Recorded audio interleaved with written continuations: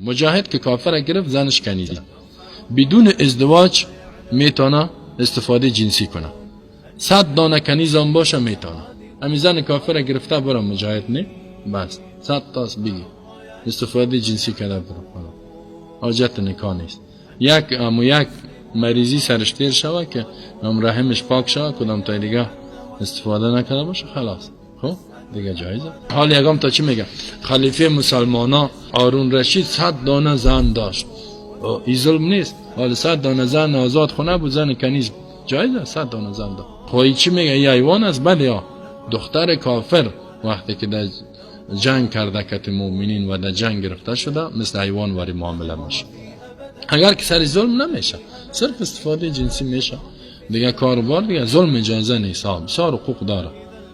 حتی اگر مومن هم شود کنیز باقی میمانه دیگه ایمان هم بیاد مگر اینکه باز اسلام تشویق کرده که آزادش کنید. تشویق کرده با آزادی ولی کنیز است یکم تا می حکمش منسوخ نشده نه. در کجاست آیت یا حدیثی که منسوخ شده باشه؟ با می قرن 21 چطور؟ قرن 21 هیچ تاثیر نداره سر منسوخی احکام. هیچ قرن 21 تاثیر نداره.